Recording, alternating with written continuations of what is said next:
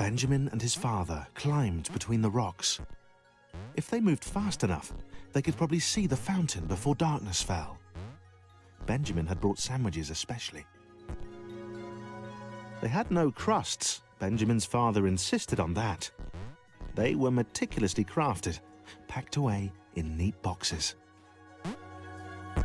For as many cycles as he could remember, Benjamin had made the climb with his father. Every time, the glow felt closer, more tangible. Benjamin hoped that one day he'd be able to reach out and touch it.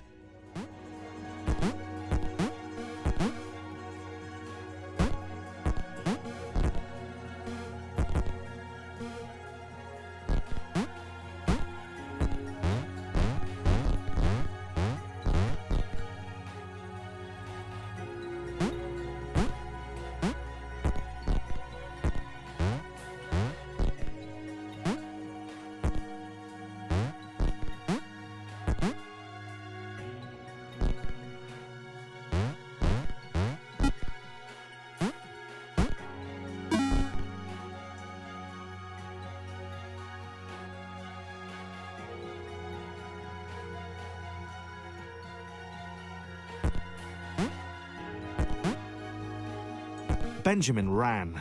His father had sent word that it was ready, that it was actually done.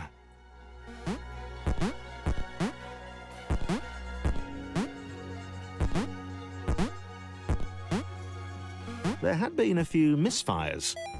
Benjamin had seen the rectangle who tested Mark 26. More of a trapezium now.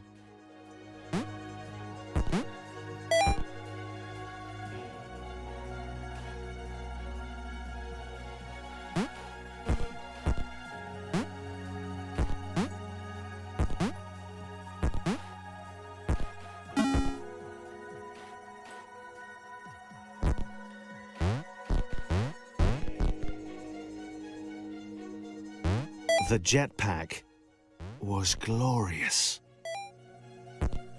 Benjamin's father motioned to the switches he'd made, told him to fly to them. Slowly, though.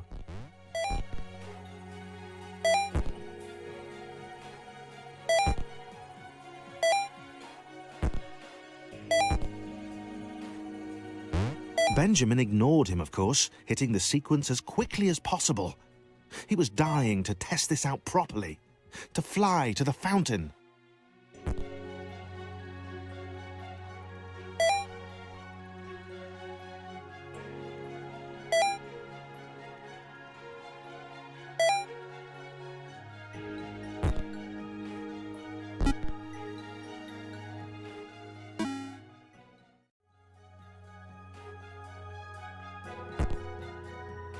Just a quick flight up to the fountain. Benjamin was sure his father wouldn't mind. The locked doors were a precaution. The spike walls, a friendly reminder to be aware of his surroundings. That combination lock on the jetpack had, after all, been exceptionally easy to guess.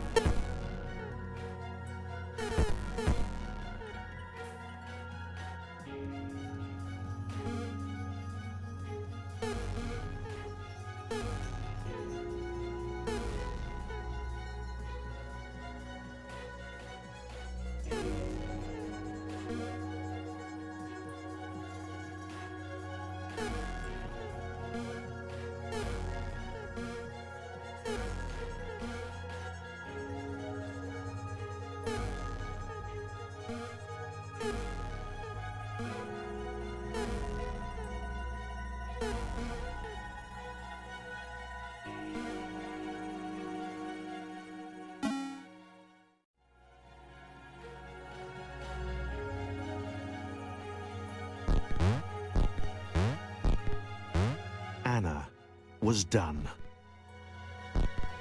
The fountain had sounded like a great idea when she started. An adventure. More importantly, it was an adventure she could have alone. But she hadn't been alone, and they had seen her.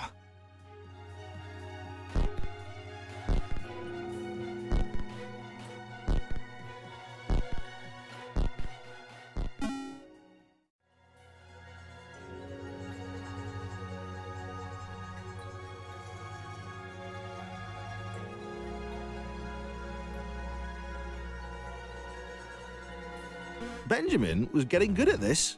He could fly. It was important to stay focused, though. He had a fountain to get to.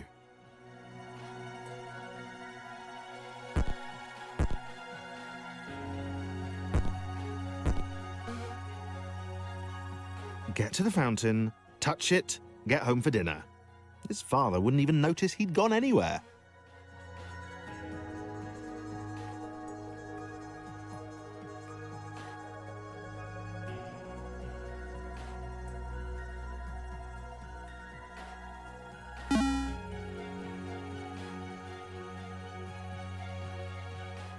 The rectangle seemed remarkably unimpressed by Benjamin's jetpack. She didn't even ask about it. She just kept looking up and muttering about clouds. Initially slighted, Benjamin decided that this was a passing disinterest and she'd come round eventually.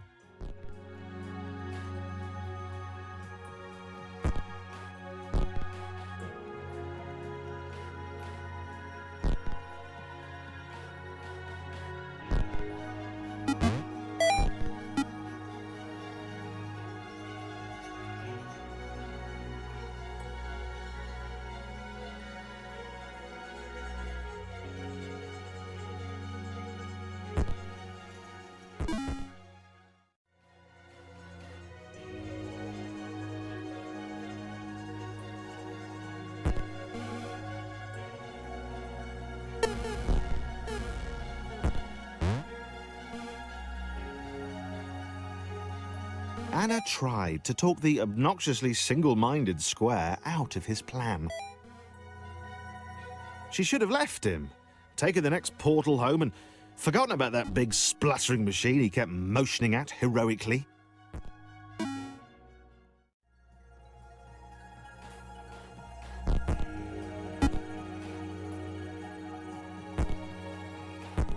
They were halfway to the fountain. It occurred to Benjamin that his father would have become aware of his absence by now. Benjamin hoped that he'd be forgiven. You know, the folly of youth. Father had worked so hard on the jetpack.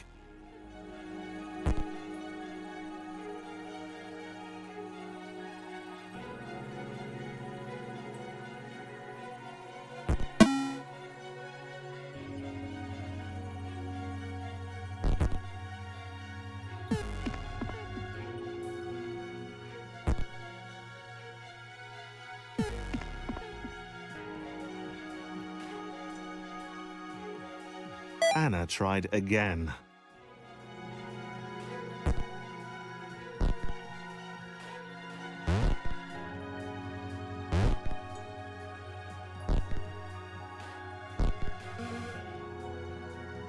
She told Benjamin about the blinding light of the fountain, of the clouds which had defended it.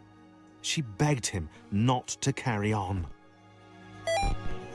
He laughed it off.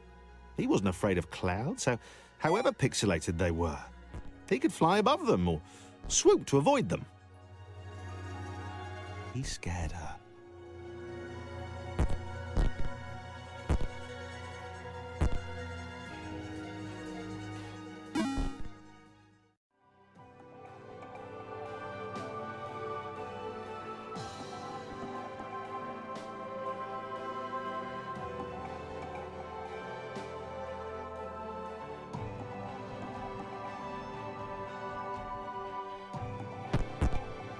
Sarah was awed by the square. Its voice boomed, raised above the roar of the jetpack. You don't happen to have any sandwiches, do you?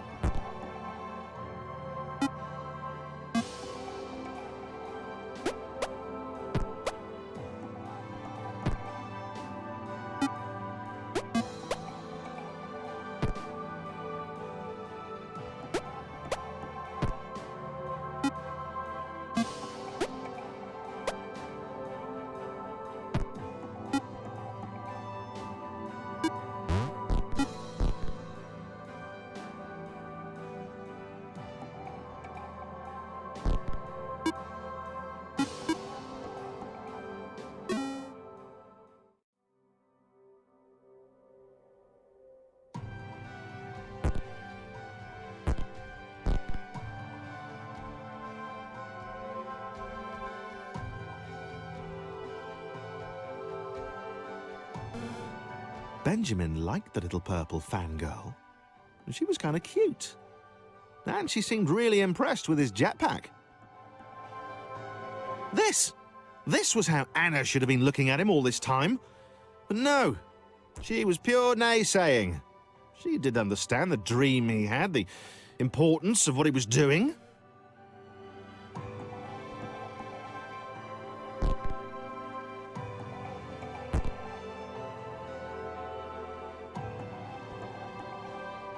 That double jump was cool too.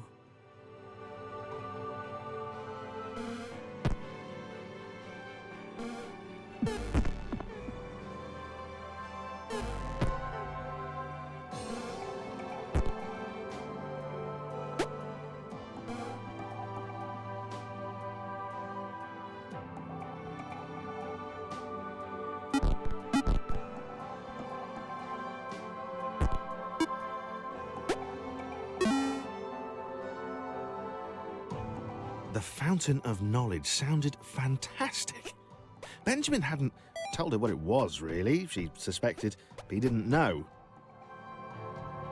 He ploughed off ahead while she jumped behind him, helping the increasingly resigned Anna. Sarah suspected Anna had no faith in Benjamin. She was scared. Ha! She had not the faith to believe in their leader. Sarah found herself thinking more epically. She suspected it was Benjamin's heroism. Well, every hero needed a faithful disciple. Maybe that was her. It definitely was.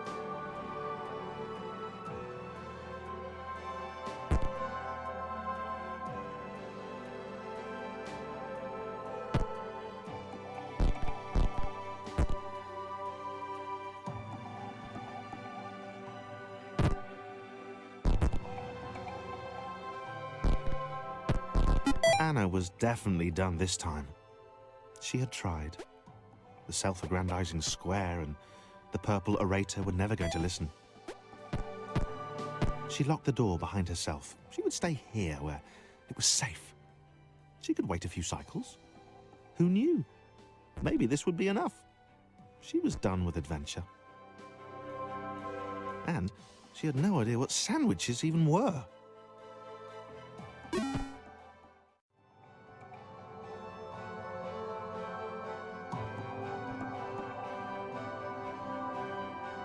Sarah laughed, for she had no fear now. The doubter, Anna, had hidden away.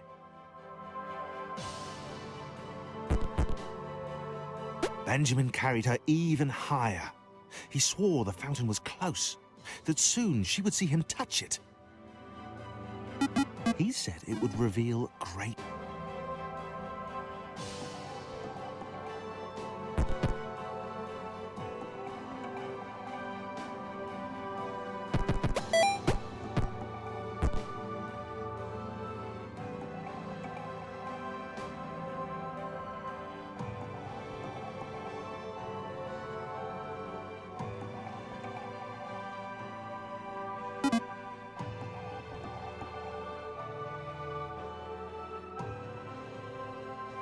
The world surrounding the fountain was brighter than the rest. Light seemed to engulf the space around it, pouring into the chambers. Benjamin was close. The jetpack was working. Benjamin thought of his father again. He thought about how proud the big square would be of what he'd accomplished.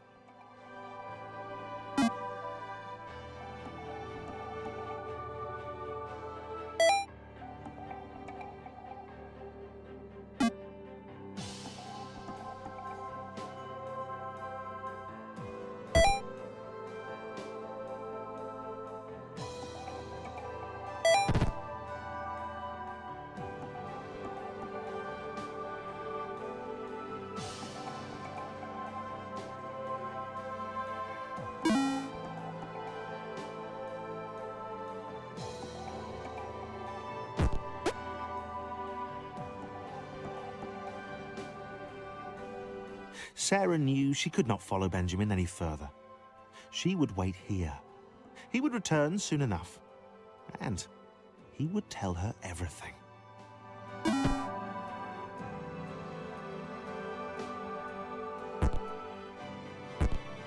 It shone before him, its light reverberating off the walls percussively. It was awesome. It was everything he had hoped. Sandwiches didn't matter anymore. Cute purple fangirls didn't matter anymore. There was only Benjamin and the fountain. The light engulfed Benjamin. He couldn't...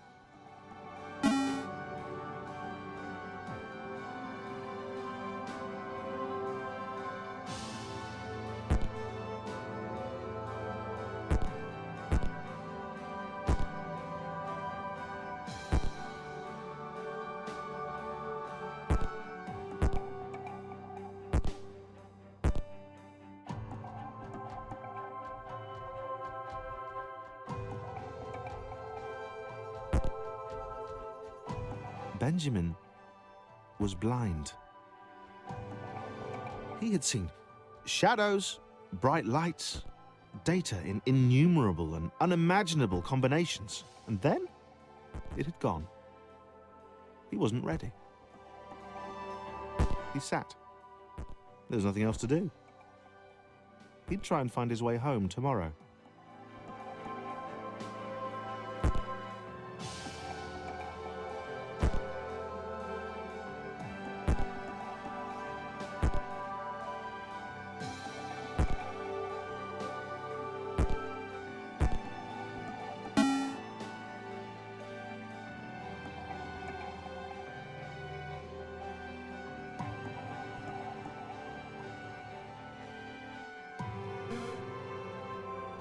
Sarah fell. Benjamin was stuck up there. She had no idea if she'd ever see him again.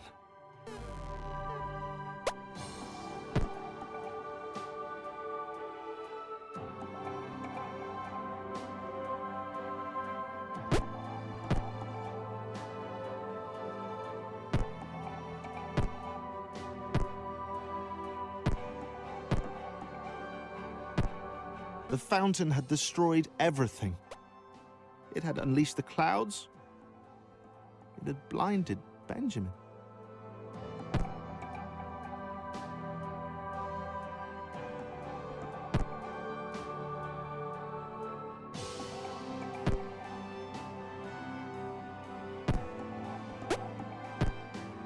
Sarah swore she would see it again. She'd get back to it. She would know what it was and what it contained.